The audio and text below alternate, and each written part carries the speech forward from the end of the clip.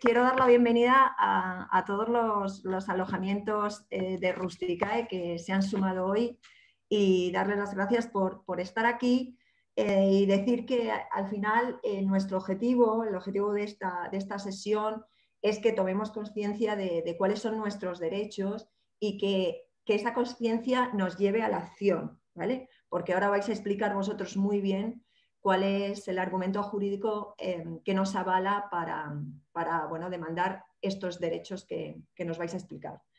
Un placer y un honor, la verdad es que contar con tan mayúscula presencia por vuestra parte, por el despacho de abogados Cremades y Calvo Sotelo.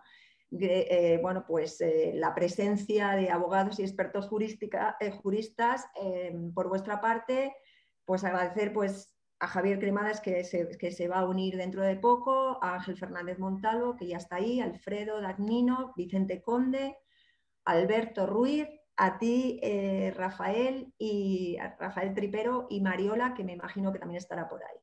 Entonces, después de vuestra exposición, mencionaros que escribáis o durante escribáis todas las dudas que os surjan. Luego Rubén os irá dando paso a micrófono abierto para que las expongáis, para que sea un poquito más humano todo esto. Como somos muchos, pues tenemos que tener cuidado con el tema de los micrófonos, que estén silenciados y abiertos cuando queramos hablar. Igualmente vamos a grabar la sesión y todas las preguntas se van a contestar por mail, al igual que las conclusiones que saquemos de esta sesión. ¿De acuerdo? Entonces, sin más dilación, Rafa, te dejo. Bueno, buenos días a todos. Me llamo Rafael Tripero. Gracias, Isabel. Es un placer para nosotros estar con vosotros esta mañana. Me parece, hacemos una breve presentación de los socios que estamos en el despacho y vamos desgranando un poco la cuestión. Rafael, te tengo en pantalla. Si quieres empiezas tú, te presentas brevemente, luego Vicente y luego ya vamos comentando un poco. Sí, gracias, Rafael. Tu micrófono, el micrófono. Creo que tienes que desbloquear el micrófono.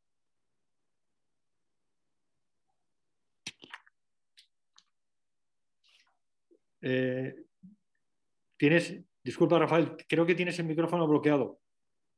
Estoy tratando. Ahora, ya está, ahora. Ya te oímos. De acuerdo, soy Rafael Fernández Montalvo, socio del despacho. Me ocupo fundamentalmente de temas tributarios y fiscales. Pertenezco a la carrera judicial y fiscal. He sido 22 años magistrado del Tribunal Supremo en la Sala de lo Contencioso Administrativo. Y bueno, pues para ser breve y corta mi presentación, pues con estos datos me quedo y con pues, la puesta a disposición de todos ustedes para disipar las dudas o aclarar las dudas que tengan en relación con esta reclamación. Encantado de conocerle. Muy bien, muchas gracias, Rafael. Vicente.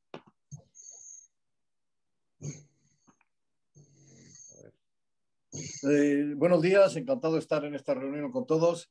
Es para mí un placer compartirla con todos los asistentes. Soy Vicente Conde Martín de Hijas.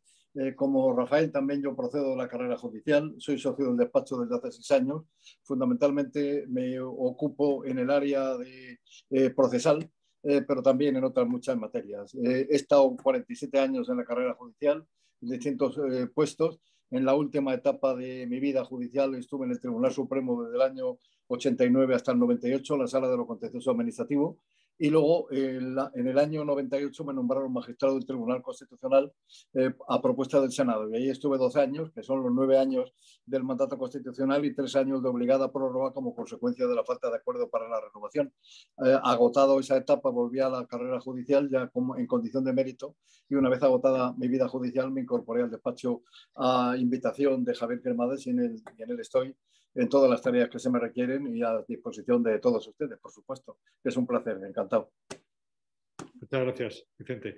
Bueno, yo presentarme brevemente, soy también socio del despacho, ligado al Consejo Asesor desde hace muchos años y recientemente incorporado como socio. Bueno, también soy abogado, economista. Mi origen está en el mundo del derecho de la empresa, el derecho mercantil. He sido militar del Cuerpo Jurídico del Aire Y bueno, pues ahora encantado de poder ayudaros en este asunto de la reclamación. Si queréis hago yo una introducción desde el punto de vista de nuestro planteamiento y luego ya Rafael y Vicente pueden ir aportando todo su saber, que es mucho en esto. Vamos a ver, lo primero que hay que decir es que esta situación de la reclamación por el estado de alarma, desde un punto de vista general, es algo nuevo que no se había dado nunca, digamos, en lo que es el derecho español, en el mundo de la responsabilidad o de la reclamación de indemnizaciones por actos al final de la administración, porque los daños o la situación que se produce, que se os ha producido a vosotros en los hoteles, es consecuencia de unas decisiones que toma el gobierno y que toma al final el Parlamento, pues en ejercicio de sus facultades, ¿no? Entonces, debido a la magnitud del problema, nosotros hacemos un análisis de cuáles son o cuáles podrían ser las vías posibles para conseguir un resarcimiento por esta situación que viene impuesta, ¿no? Y que tiene al final una base en la salvaguarda del bien común, porque realmente estas restricciones a la movilidad, cierres, etcétera, se ha hecho con la finalidad de preservar la salud de las personas y, por tanto, a los ciudadanos, ¿no? Pero eso no quiere decir que los afectados no tengan la capacidad o el derecho de reclamar, ¿no? Y entonces aquí es donde yo creo que está la innovación de nuestro planteamiento, ¿no? Hay otros despachos, porque, en fin, poco a poco se han ido sumando a la oferta, ¿no?, de soluciones o de alternativas para el resarcimiento, distintos bufetes o distintos abogados, pero nosotros pensamos que nuestro planteamiento es el más correcto, o el más adecuado. Entonces, Rafael o Vicente, comentar vosotros cuál es un poco la base de nuestra argumentación y por qué lo hacemos.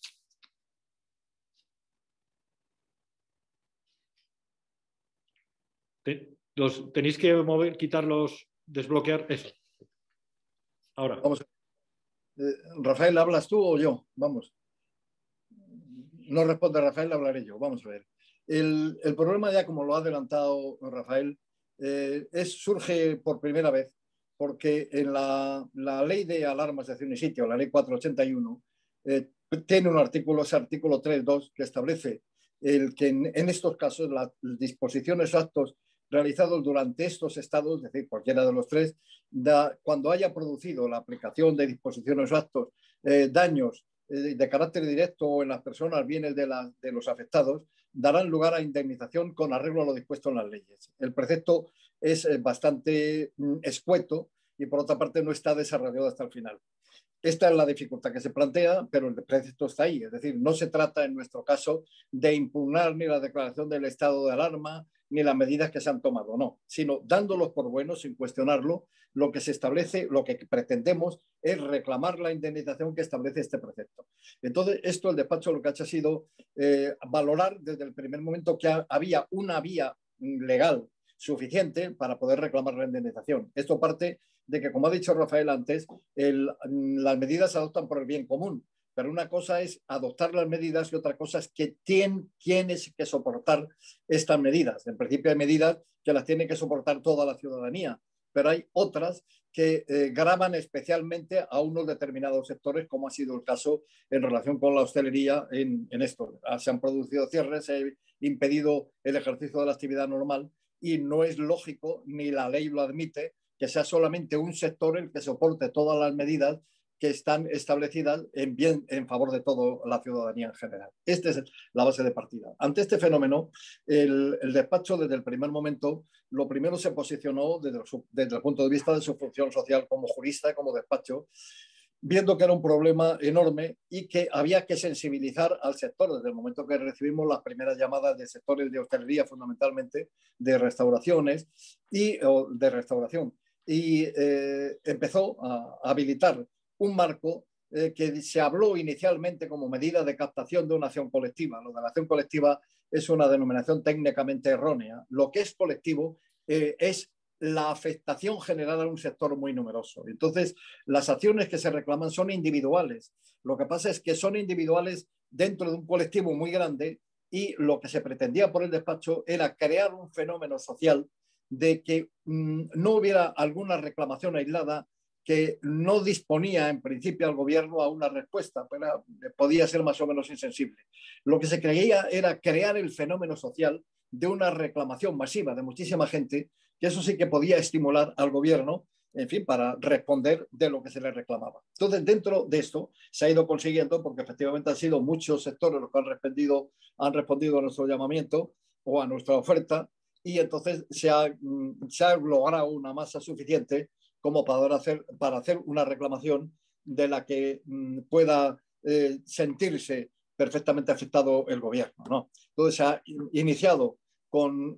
se inició con restaurantes, y luego se ha ido ampliando a hoteles y luego se ha ido ampliando sucesivamente a todos, como es este caso, ¿no? Entonces, este es el fenómeno general. Cada sector tiene su propia idiosincrasia, con lo cual no quiere decir que todo sea igual. Lo que es igual es el marco jurídico para la reclamación, y luego cada uno tendrá que determinar sus circunstancias particulares, en qué medida le afectó tanto cualitativamente como cuantitativamente. Entonces, y aquí el marco jurídico que se ha elegido para tratar de hacer una acción más o menos común, aunque sea resultado de acumulación de acciones individuales, el marco común es comparar eso partiendo de la base de la resistencia de la administración, lógicamente. Lo que se quería era no ser demasiado ambiciosos en la reclamación, que se pudiera decir que eso es el medido y tal. Entonces se ha buscado como módulo de medida lo que se ha hecho en otros países, por ahí por otra vía, no era por vía de indemnización, sino por vía de ayudas, que aquí no las ha habido, ¿no? Y entonces se tomaba en cuenta los rendimientos producidos a las empresas durante los 3 últimos años, la media de los 3 últimos años, y de ahí el 70% era lo que se reclamaba. Entonces se va a reclamar nosotros lo que se ha producido de pérdida durante el año 2020, así se ha iniciado la primera reclamación, el 70% de la media entre lo que se había ingresado los 3 años anteriores y el año 20. Este es el planteamiento inicial. Esto se tiene que llevar primero en vía administrativa. Se reclama ante la administración responde sí o no. Tenemos ya muchas reclamaciones administrativas de hostelería y en vista de la respuesta esperamos, vamos, lógicamente si nos dijeran que sí, nos da la indemnización colosal, pero no es nuestro optimismo no nos lleva a esperar que la administración nos dé la razón. Simplemente que creemos que lo negará y por tanto nos obligará al acto de la administración donde niega la falta de obligación de indemnizar. Iremos en vía contencioso administrativo, como ha dicho Rafael, va a ir directamente ante el Tribunal Supremo. Ha sido una reclamación que se hace por la actuación del gobierno, y entonces va directamente al Tribunal Supremo. Y en el Tribunal Supremo, en un recurso contencioso administrativo, estableciendo este marco jurídico y estableciendo los cálculos sobre las bases esas que he dicho, entonces esperaremos la respuesta. La visión del despacho es no esperar, si fuera posible, no esperar a la sentencia del Tribunal Supremo. Partimos de la base de que entendemos que el gobierno, ante una reclamación masiva con esta entidad y ante el posible riesgo de que el Tribunal Supremo le diera la razón a los reclamantes o estableciera limitaciones, que pueda estar en disposiciones de negociar. Y entonces, si se llegara a una negociación para no tener que esperar a una sentencia y esa negociación arrojara la posibilidad de una indemnización que los interesados consideran aceptable, eso sería, en nuestra visión, un logro muy importante. Y ese es el planteamiento. Ya si se quiere en concreto respecto de cada una de las cosas, en fin, estamos dispuestos, tanto mis compañeros como yo, a responder a lo que se nos demande. Gracias. Una cosa importante que decía Vicente, que me gustaría subrayar, es que este no es un proceso en el que tengamos que pasar por diversas instancias judiciales. Es decir, que tengamos que ir a la primera instancia, luego una audiencia, luego que alarga todos los plazos y el proceso, sino que es relativamente rápido. Es decir, la primera reclamación de carácter administrativo, seguramente, o sea, es decir, lo más normal, y lo que esperamos es simplemente que se deniegue, y luego ya pues la vía abierta al máximo, al Tribunal Supremo, y por tanto los tiempos van a ser menores, ¿vale? Yo creo que hay otro aspecto relevante, porque es que nosotros estamos utilizando unos peritos, y en el caso de vuestro, de Rusticae también, que evaluarán caso por caso. Por eso en los cruces de emails que hemos tenido con Rusticae, pues anticipábamos un poco qué tipo de documentación se necesita para justificar, como decía Vicente, cuáles han sido los ingresos del trienio con el que se hace la comparación para obtener la pérdida, y sobre esa base de pérdida hacer la solicitud de ese 70%, ¿no? Entonces, eso lo estamos haciendo con unos peritos que están ya trabajando en las distintas demandas que estamos ya presentando de distintos sectores, y por tanto que ya tienen un expertise en saber qué datos tienen que coger de esa documentación básicamente fiscal que se necesita, ¿no? Son declaraciones de IVA, etcétera, cogerla y crear con ello la argumentación pericial, económica, que sustenta la petición, ¿vale? Por lo tanto, digamos que no es algo que estamos haciendo de nuevo con vosotros, o que vosotros vais a ser los conejillos de Indias, ni mucho menos, sino que esto ya es un proceso, es una máquina que ya está funcionando, y de que de alguna forma pues os podéis beneficiar, porque ya tiene una experiencia en todo esto.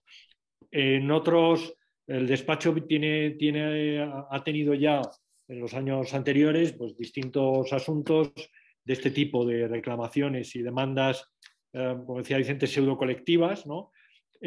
Caso de los controladores, caso de Bankia, es decir, ya hay una experiencia y un expertise en todos estos asuntos, en los aspectos jurídicos y también los aspectos organizativos, ¿no? Porque al final también hay una cuestión de cómo organizas todo esto, porque son muchos asuntos que tienes que estar al final uno por uno. Veo que está también Mariola, que es Mariola Ruiz, que es otra de que es nuestra socia, que está llevando distintos casos. Mariola, no sé si quieres hacer alguna aportación, si quieres comentar alguna cosa desde tu punto de vista. Hola, buenos días a todos. No, Rafael, por mi parte, nada, confirmar y pues todo lo que tanto tú como Vicente habéis comentado. Como decía Rafael, efectivamente el despacho tiene un expertise en acciones colectivas, que no solamente es el aspecto jurídico, sino también hay que tener en cuenta todo el aspecto logístico y operativo de reclamaciones de una gran colectividad, que además, mientras más grande sea el colectivo, pues mayor fuerza también haremos para conseguir defender los intereses de nuestros clientes. Con lo cual, pues ahí tenemos un gran equipo que realiza esta labor. Y bueno, pues cualquier comentario o cuestión que tengáis, no dudéis en hacerlo. Yo ahora, si os parece, voy a poner aquí en el chat los correos electrónicos de todos los que del despacho estamos interviniendo en este Zoom, para que si no contestamos o se queda alguna cuestión sin contestar, pues podáis remitirnoslas por correo electrónico. Muy bien. Hola, gracias. Veo que está Javier ya. Sí. No, Hola, Javier. Gracias, Rafael. Soy Javier Cremades, también parte del equipo, presidente de la firma, y quizá compartir con vosotros cosas que ya se han dicho y que probablemente también se van a volver a seguir repitiendo después, ¿no? Primero, ¿por qué estamos haciendo esto? Nosotros tenemos un propósito, que es acompañar, proteger, servir a personas, empresas e instituciones a través del derecho. Nos dedicamos a esto. Igual que los médicos curan o los arquitectos construyen espacios o puentes, nosotros nos dedicamos a cuidar y acompañar y a proteger y a servir a personas, a empresas, a instituciones. Esto que estamos viendo ahora es probablemente el fenómeno jurídico, económico, cultural, social más importante de nuestras generaciones, de la nuestra y de la que está por debajo de nosotros y por la que está por encima de nosotros. Y hay algo de lo que todavía no se ha hablado, se está empezando a hablar, que es qué pasa con las consecuencias económicas de todo esto que hemos tenido que hacer para protegernos del virus. ¿Cuáles son las reglas del juego? Como decían los romanos, ¿no?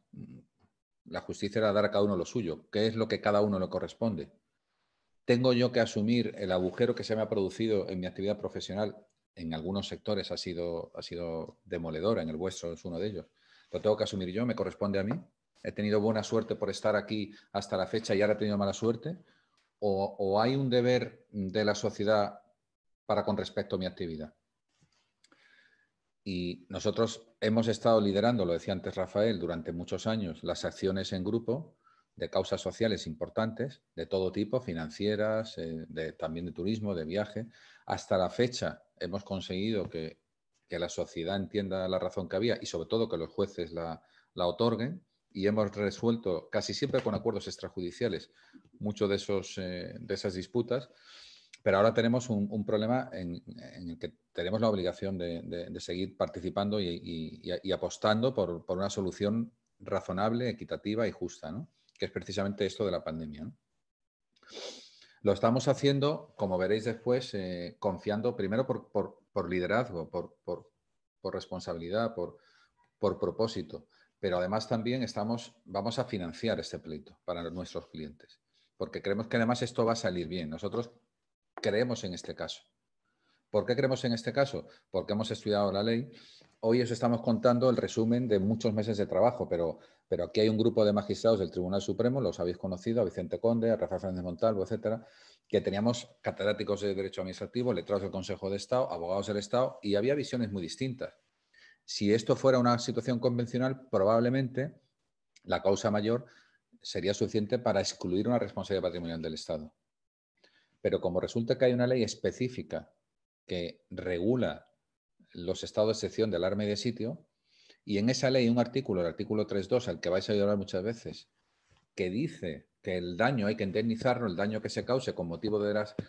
Pues el legislador ya pensó hace 40 años, en el año 81, pensó que cuando no sabía qué iba a pasar, no sabía si iba a ser un maremoto, un terremoto, ni siquiera si alguna vez iba a pasar, pero ha pasado por primera vez en el año 2021, que se ha tenido que extender un estado de alarma, ha habido que hacer una serie de medidas que no estamos valorando políticamente. Cada uno puede pensar si se ha hecho mejor o peor o si se han excedido. No estamos hablando, estamos diciendo que esto es lo que se ha hecho para responder al estado de alarma, que tiene unas consecuencias y que la ley dice que eso debe ser indemnizado, los daños que se causen a terceros. Lo dice la ley literalmente, no es una interpretación.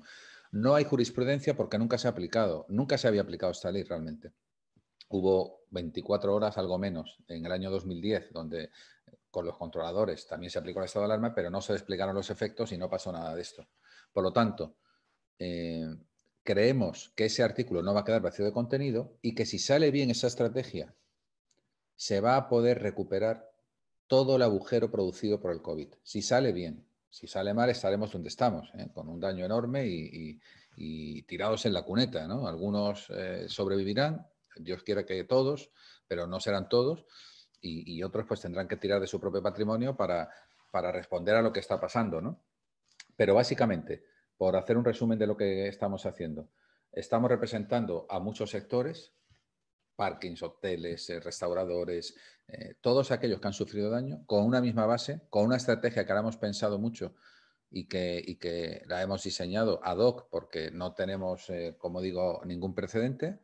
Nuestra estrategia no es, antes lo decía también Vicente Conde, no es vencer dentro de 5 años, sino una vez acabado el plazo, que es un plazo amplio todavía, y con el grupo definido, que será un grupo pequeño, porque ya lo veréis, a pesar del derecho y a pesar de todo, nos pasó con el cierre del espacio aéreo.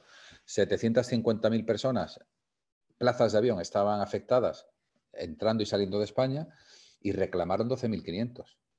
Hicimos un esfuerzo enorme de visibilidad en el diario El Mundo tuvimos una landing page, se apuntaron 15.000 personas con datos y tal, pero luego hubo 2.500 que no llegaron ni a enviar el poder notarial.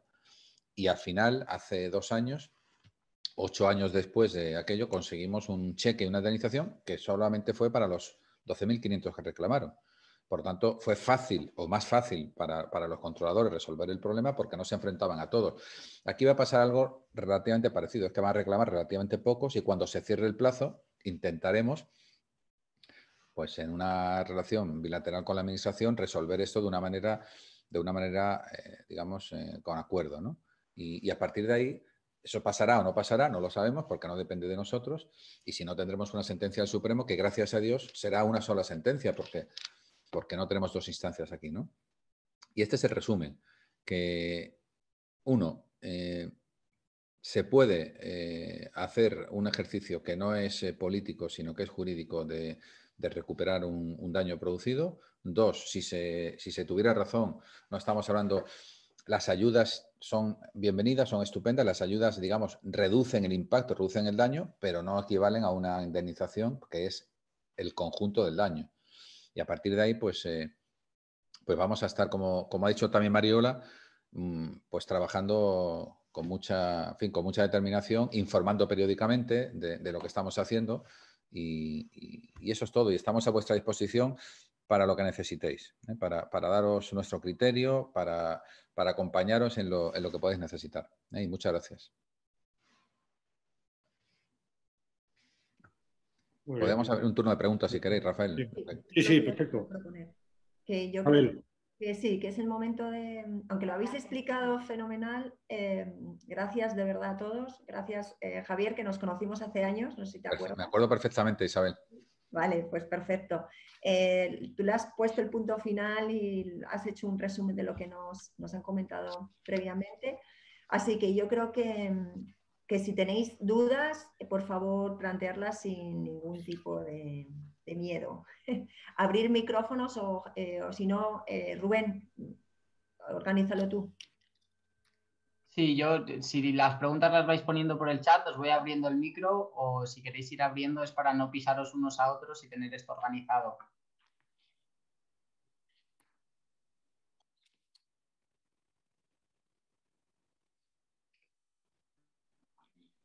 Bueno, hola a todos. Los hoteleros ya me conocen, algunos del despacho también. Soy Sara, de la CEO de Rusticae.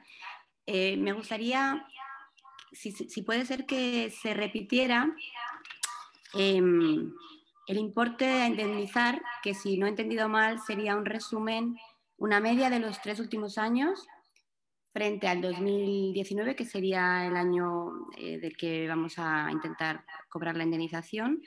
Y a esa diferencia se aplicaría el 70%, ¿no? Solo quería saber si lo he entendido bien y que lo volvierais a repetir para el resto de alojamientos también.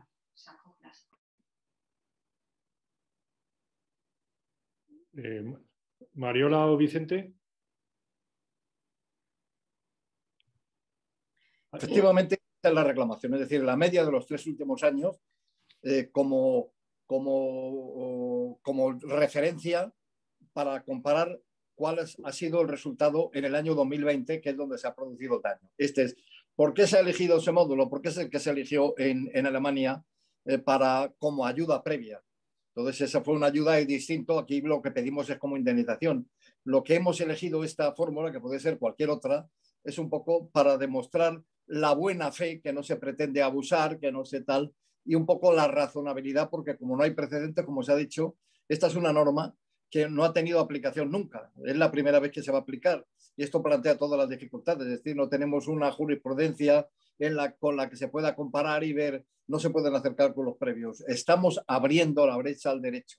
Y eso es precisamente la función del despacho, lo que ha querido el despacho. El despacho ha querido dar valor a un precepto que está en la ley y entonces para la aplicación de los elementos que faltan, porque ¿cuál es el daño producido? Tenemos que calcular el daño y hemos calculado el daño desde un punto de vista moderado, entendemos, en estos términos.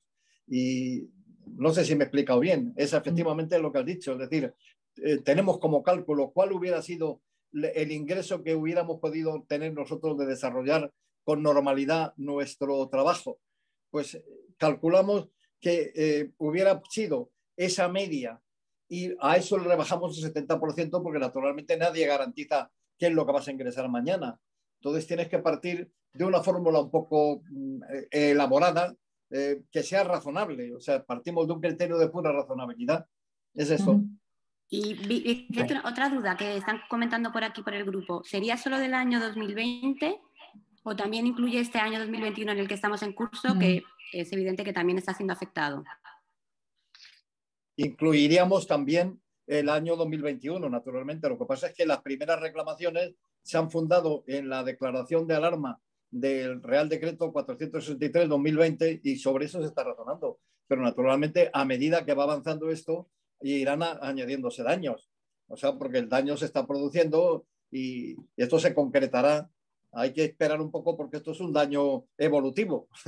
Y entonces, en principio, ante la administración y la reclamación formulamos el daño que ya se ha producido y dejamos abierta la vía para ir sumando el que está produciéndose actualmente. Habrá que ir retocando la reclamación hasta el momento de ir ante el Tribunal Superior, ante el Tribunal Supremo. Y perdonadme, soy Mariola de Cremades. Estoy leyendo uno de los mensajes que están en el chat de Ana Villanueva y aquí corrígeme, Vicente, que nos dice que el alojamiento se inició, bueno, su actividad de alojamiento se inició en el 2017, en el 2018 todavía estaban en creación y que si puede reclamar solamente el 2019. Entiendo que ese año nos serviría para tomar una referencia de la facturación que ha tenido en ese año 2019 para ver qué podemos reclamar en el 2020 y, como ha dicho Vicente Conde, en el 2021 cuando en el momento contencioso oportuno. ¿Es así, Vicente? ¿Se puede considerar un año, un ejercicio como referencia nada más? Como no hay establecido de antemano un módulo, porque no está en la ley, eso tiene que hacerse una labor creativa. Entonces, lo que tenemos que hacer es un cálculo razonable. Ahí nos apoya mucho los peritos, al que se ha referido Rafael al principio de su intervención. Nosotros, nuestra reclamación va a decir, se ha producido un daño, esto es inequívoco. Ahora, ¿cuál es el daño producido? Su cuantía. Ahí tenemos que, no hay un elemento de referencia inequívoco. O sea, ese elemento de referencia es una de las grandes dificultades de este problema. Estamos haciendo camino al andar. Estamos creando un poco, y por eso nos movemos en términos de equidad, en términos de razonabilidad. Estamos utilizando criterios generales que puedan ser convincentes para la administración. Es decir, mire usted, es inequívoco que se ha producido un daño. ¿Cómo lo cuantificamos? No tenemos un artículo tal de la ley tal que diga que es así, no lo hay. Porque cuando la ley se remite con arreglo a la legislación vigente llega hasta donde llega. Y este es un caso absolutamente nuevo. Y entonces utilizamos como criterio interpretativo la referencia a otros casos que sí que se han cuantificado en la ley, como ha sido el de Alemania, ese cálculo. Ahora bien, ese es el cálculo en empresas como esta, que no han estado en funcionamiento durante todo el tiempo que tomamos como referencia, pues no nos vale. Entonces tendremos que ajustar el cálculo a esas circunstancias. La viabilidad, la garantía del éxito, pues esa nadie la puede garantizar, porque como se ha dicho desde el primer momento, esta es la primera vez que se aplica y todas las dificultades están ahí. Pero simplemente el hecho de que haya una reclamación, como ha dicho Javier, que serán pocos los que se unan, bien, pero ese poco cuantitativamente significativo como estímulo al gobierno. Entonces ya el hecho de que elaboremos un fenómeno social de reclamación y que ese fenómeno social necesite una respuesta de los tribunales, eso es importantísimo. Y es una respuesta que se tiene que completar el ordenamiento jurídico y estos elementos difusos que están ahí, habrá que precisarlos y evitar la ambigüedad. Este es el reto que nosotros como despacho, como juristas, pretendemos plantear y que el gobierno, desde el punto de vista de su responsabilidad jurídica y política, tiene que dar una solución. No podemos estar en la incertidumbre habiendo una norma que necesita una aplicación práctica y de la que tenemos que elevar al gobierno la necesidad de su definición y su aplicación. Es la primera vez que ha surgido. Ahí están las dificultades de garantizar un éxito que no lo podremos garantizar, pero simplemente, sea cual sea el resultado, y nosotros somos optimistas, creemos que tenemos razón y que pues, lo podemos conseguir. Pero aunque no se consiguiera, el hecho de haber producido un revulsivo social, de hacer ver que existe esta norma y que esta norma hay que darle contenido, ya con eso yo creo que desde un punto de vista jurídico es importante.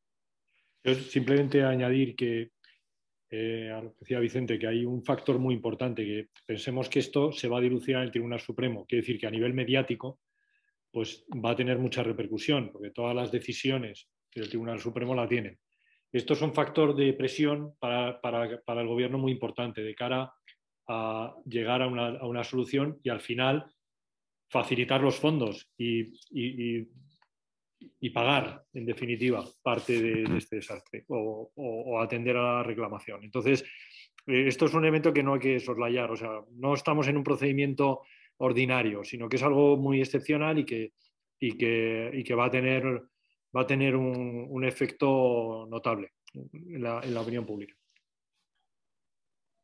Una pregunta que nos planteaban es si la reclamación se hace en base a los ingresos o a los beneficios de los 3 años que comentabais, si esta reclamación es conjunta o es una reclamación individual por cada hotel, si este acuerdo que se llegase con el gobierno afectaría únicamente a los reclamantes o a todo el sector y cuál sería el tiempo estimado para todo el proceso. Rafael, ¿quieres contestar tú? El micrófono, tienes que quitar el micrófono. Liberar el micrófono.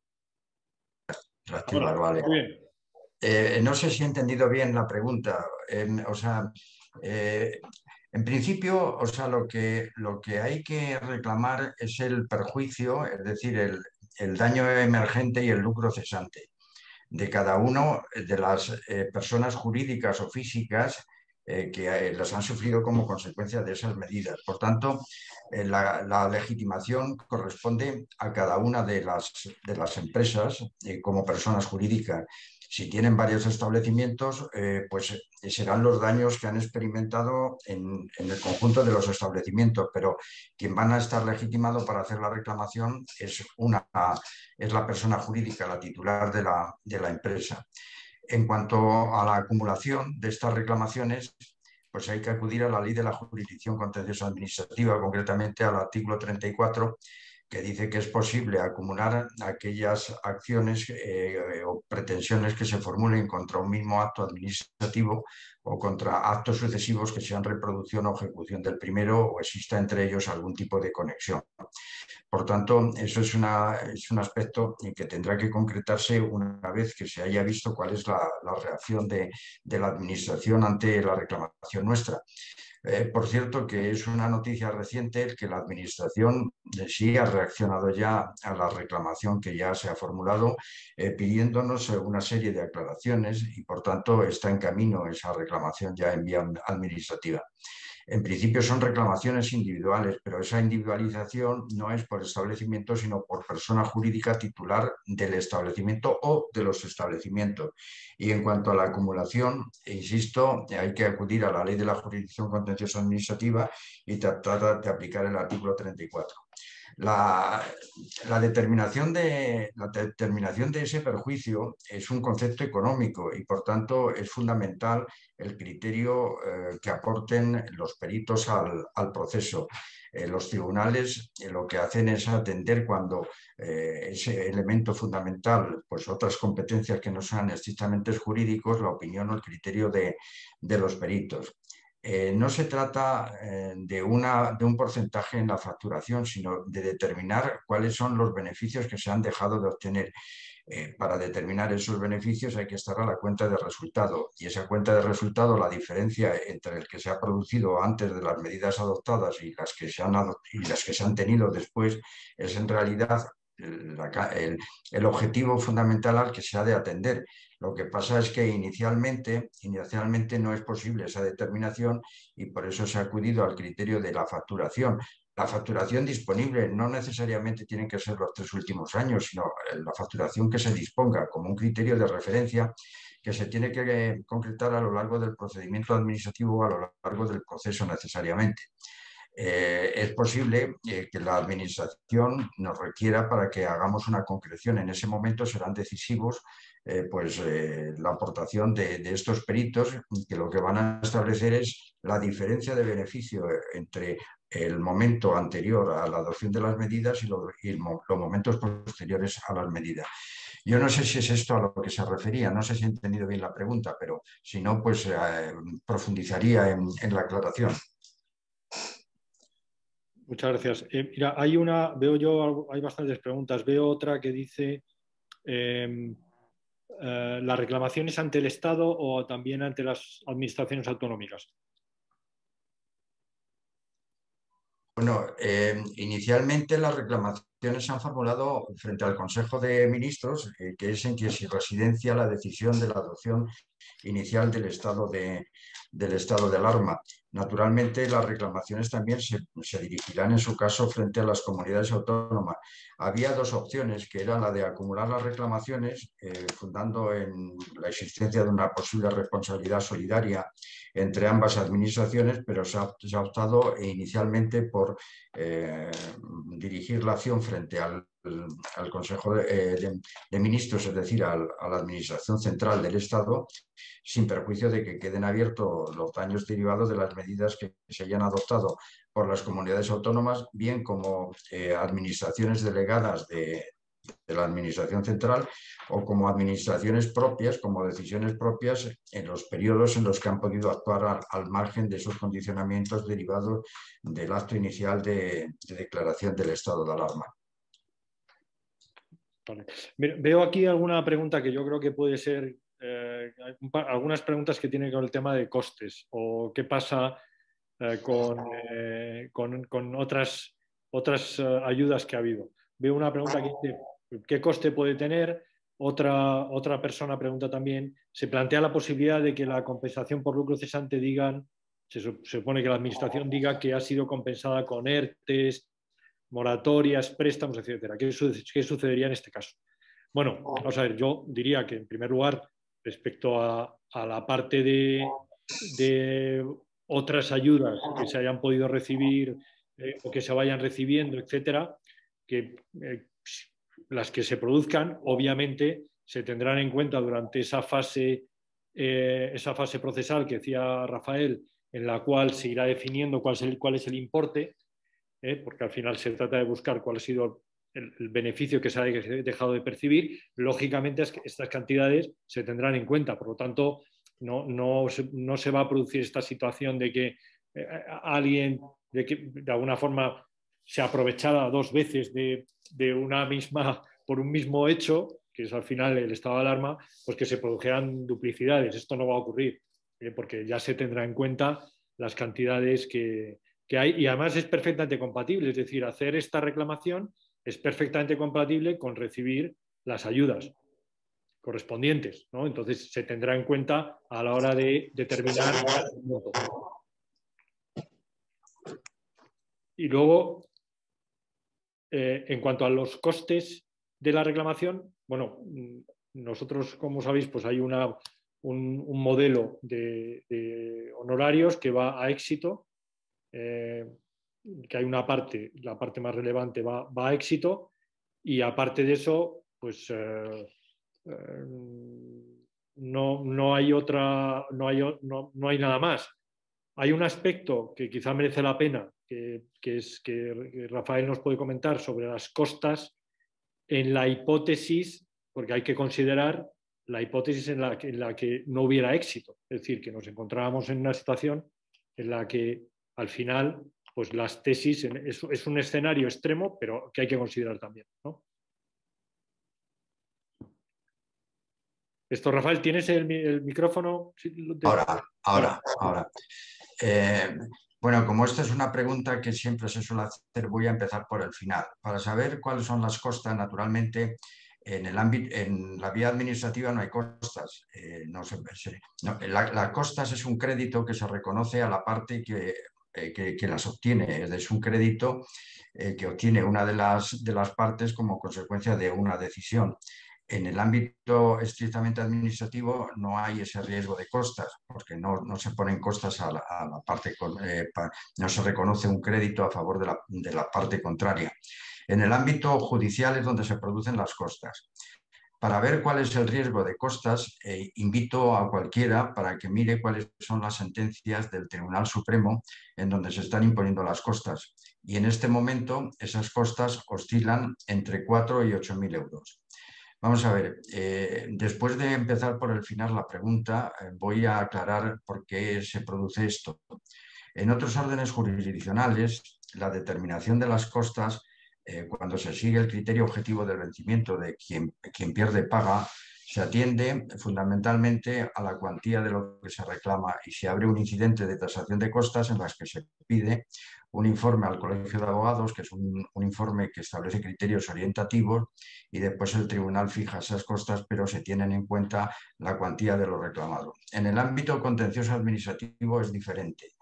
Hay un criterio objetivo relativo de vencimiento y, por tanto, la ley, el 139 de la ley de la jurisdicción, establece que, en principio, quien pierde el proceso, quien ve desestimada íntegramente sus pretensiones, pues tiene que pagar las costas a la otra parte. Es decir, lo que en teoría ha tenido que satisfacer como gastos del proceso. Sin embargo, esto no se produce siempre porque la propia ley reconoce la posibilidad de que el tribunal excepcione la imposición de costas porque entienda que la pretensión ha sido fundada y que no ha sido temeraria.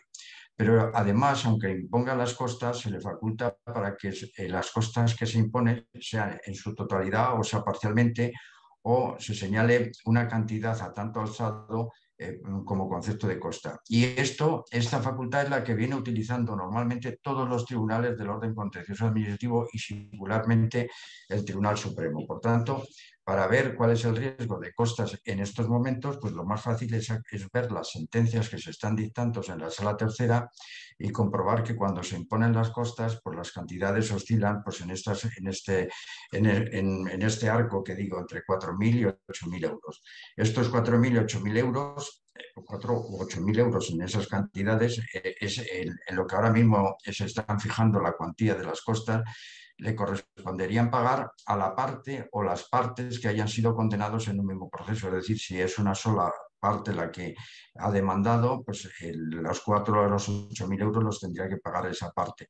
Si han sido varias las que han sido parte en un mismo proceso, se dividirían esas cantidades entre todos los que han sido parte porque se ha acumulado su proceso. Esto es en síntesis. Por tanto, si los tribunales siguen actuando como lo están haciendo hasta ahora, no es necesariamente y obligatorio que siga así, porque es una facultad que le reconoce el tribunal, pero es la situación de la que podemos dar constancia en estos momentos, que el Tribunal Supremo, cuando impone las costas, dependiendo de la sección que corresponda a decidir, la cifra que se establece es entre 4.000 y 8.000 euros. Y esa cantidad la tiene que pagar la parte que ha sido condenada, si es una sola, y si son varias, pues se divide entre ellos.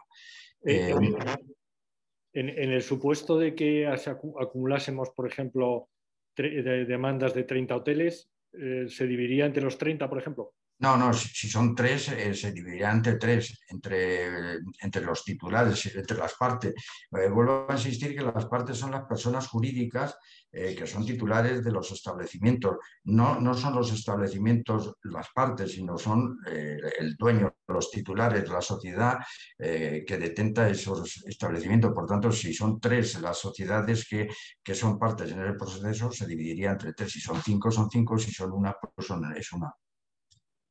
Esta era la pregunta. ¿Y había otra pregunta más? Perdón, hay una pregunta que dice que se entiende que la gestión que la posibilidad de que la compensación por lucro cesante, el gobierno diga que ha sido compensada con creces, con ERTES, con moratorias, con préstamos COVID, etcétera, etcétera. Bueno, sí. Vamos a ver. Las ayudas y las indemnizaciones responden a criterios distintos. Las ayudas responden a un criterio político, decisión del gobierno, que entiende que ha de apoyar a un determinado sector sector, cómo y en qué cantidad lo hace. La indemnización responde a un criterio jurídico de justicia y lo que trata de compensar es íntegramente el daño sufrido. Por tanto, el fundamento es distinto. El condicionamiento, pues evidentemente lo que se obtiene por vía de ayuda es algo que habría que deducir a la hora de establecer el lucro cesante. En la medida en que sea, si uno ha sufrido 100 de perjuicios y obtiene 30 de ayudas, pues la diferencia que tendrá que reclamar son 70. Otra cosa que sí hay que advertir, pero que esto es una hipótesis que no se ha dado, es que el gobierno puede condicionar el otorgamiento de ayudas a que no se reclame o a que se desista de la reclamación. Esto es una hipótesis que en estos momentos no se ha dado. Puede ser que sí, que en un momento determinado el gobierno, como lo hizo, por ejemplo, en los daños derivados de la presa del pantano de Tous, ahí estableció unas ayudas tratando de resarcir los daños que se produjo y condicionó la recepción de esas ayudas a que no se reclamara judicialmente o a que las reclamaciones ya presentadas se desistiera de ellas. En este momento esto no se ha producido con carácter general y con carácter particular en algún supuesto concreto. Quizás a lo mejor haya ese condicionamiento, pero en principio responden a fundamentos distintos. Tienen un objetivo diverso. En un caso es un criterio político, para favorecer a determinados sectores hasta un determinado nivel. En el otro es un fundamento jurídico que tiende a la indemnidad completa del daño, es decir, al resarcimiento íntegro del daño, que evidentemente tendrá que tener en cuenta lo que se ha percibido como ayudas a la hora de la cuantificación y que en hipótesis el gobierno en algún momento podría condicionar la recepción de ayudas a que no se reclamara o que se desistiera de la reclamación. En este momento todavía ese panorama, eso no se ha producido. Si se produjera, pues siempre habría la posibilidad de desistir para percibir la ayuda si eso era lo que le interesa a quien ha interpuesto el recurso.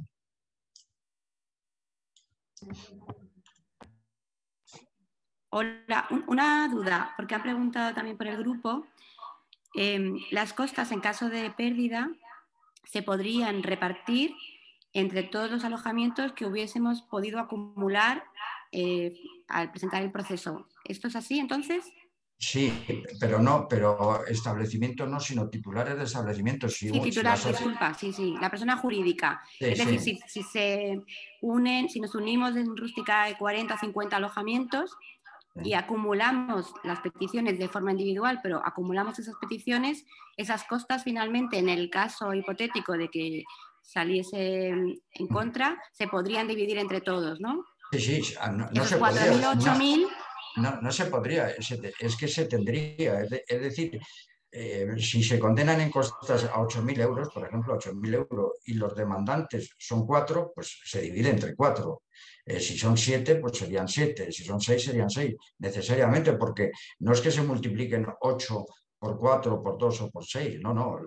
Insisto que las costas es un crédito que se reconoce al que obtiene a su favor ese pronunciamiento, pero ese crédito se reparte entre los distintos deudores que son los que han sido condenados en costas. Si los condenados en costas son 4, pues se divide entre 4. Si son 3, son 3. Y si son 2, son 2. Y si es 1, pues es 1. Vale, hay muchas preguntas muchas gracias, Rafael. Hay muchas preguntas que se repiten, que os vamos a contestar igualmente. Todas se van a quedar contestadas por mail, que son el tema de las costas, que hemos negociado 2 tipos de costa, un fijo y un variable, un fijo más pequeño y un variable mayor, un fijo más grande y un variable menor. Y esto os lo vamos a pasar escrito, al igual que toda la documentación, ¿vale?, que es necesaria para empezar el proceso. Y a mí me gustaría preguntar, que además está aquí también en alguna de las preguntas escritas, es de cuánto tiempo estamos hablando puede durar este proceso y qué porcentaje creéis de éxito tenemos para poder ganarlo. Bueno, vamos a ver en cuanto al tiempo. Yo podría hacer el cálculo de cuál es el tiempo legal para resolver el recurso, pero el tiempo real es imposible de calcular porque depende de cada tribunal y de la situación de cada tribunal. Es decir, yo puedo hablar de cuál es el plazo para que el Consejo de Ministros responda y en caso de que no responda se produciría el silencio administrativo negativo y se podría acudir a los tribunales. Entonces, pues podría decir que son 6 meses, pero que no necesariamente son esos 6 meses, puede ser 6 meses más o menos. A partir de esos 6 meses se pueden entender desestimada la reclamación y se puede ir a la vía contenciosa administrativa. Podría decir cuánto es la duración legal de un proceso contencioso administrativo, decir que el plazo para presentar la demanda, la contestación, el periodo de pruebas y conclusiones, pero esos plazos que son los establecidos en la ley no se cumplen por la acumulación de asuntos, y aunque la ley establece un criterio de prioridades a la hora de resolver los recursos, que la regla general es el primero que se presenta, es el primero que se resuelve, salvo que haya criterios legales de prioridad, como es cuando hay derechos fundamentales o cuando se imponen disposiciones generales, etcétera, sino el criterio que la ley establece es el criterio de la presentación del recurso, pero todo esto no se cumple. Es decir, podemos hablar de plazos legales, los que están en la ley, pero plazos reales es imposible, porque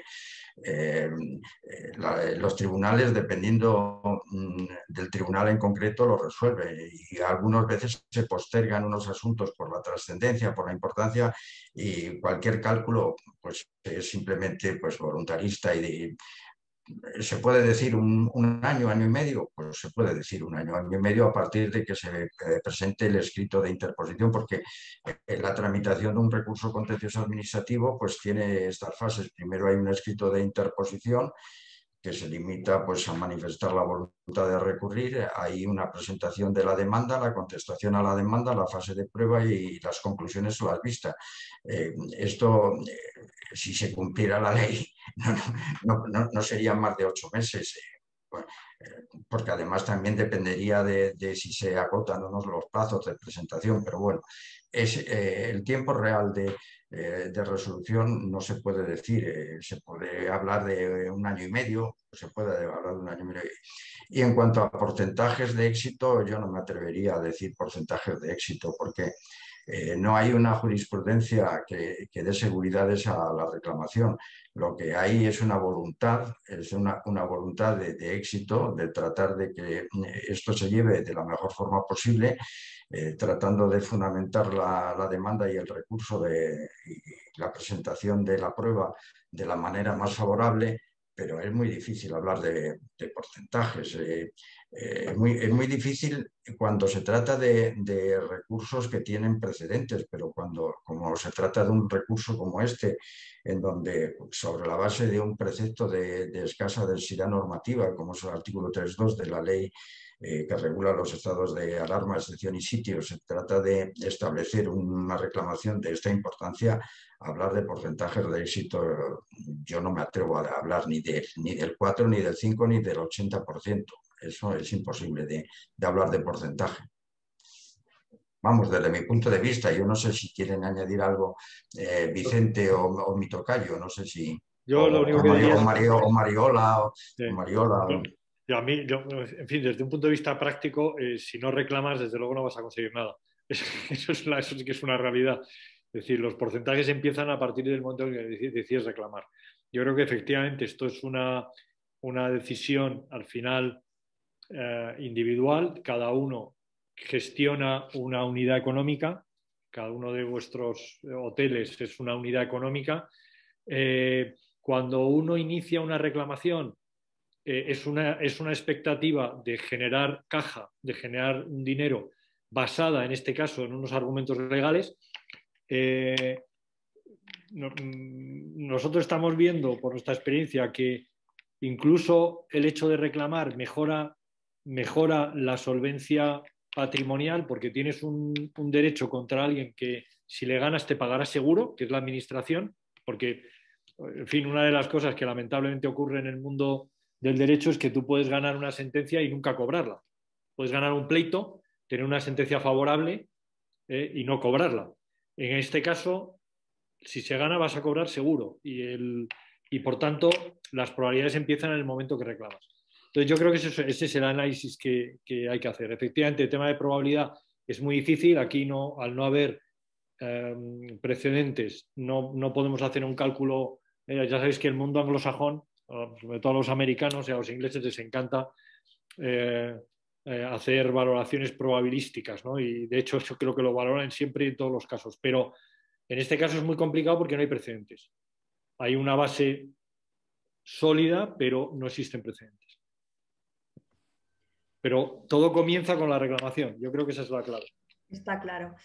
Bueno, pues yo creo que ya llevamos una hora y creo que se han quedado algunas preguntas sin contestar, pero que a mí me gustaría decir a todos los asistentes que todas las preguntas que habéis escrito en el chat os las vamos a mandar contestadas para que para que quede todo clarísimo.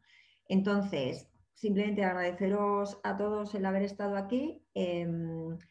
En breve os vamos a pasar las conclusiones, cómo comenzar a hacer la reclamación, documentos que hay que aportar, los costes, cuáles serían los costes del despacho de Cremades y Calvo Sotelo, plazos, etcétera, etcétera. Todo va a quedar contestado y muy clarito en un email resumen que os vamos a mandar en unos días y que vamos a escribir conjuntamente con el despacho de abogados, obviamente, para que todas las contestaciones sean por vuestra parte y no por nuestra interpretación. ¿De acuerdo? Entonces, agradeceros de verdad que estemos y en breve nos ponemos a la acción. Muy bien. Pues muchísimas gracias a todos. Ha sido un verdadero placer conoceros, aunque sea virtualmente, y estamos a vuestra disposición. Muchas gracias. Muchas gracias. Muchas Nos gracias. dejaremos todo grabado y os lo enviaremos a todos los alojamientos para que lo podáis ver con calma, ¿vale? Muchísimas Muy bien. gracias. Gracias. Hasta luego. Gracias a todos Chao, por Dinero. estar aquí. Gracias. Dios. Hasta luego.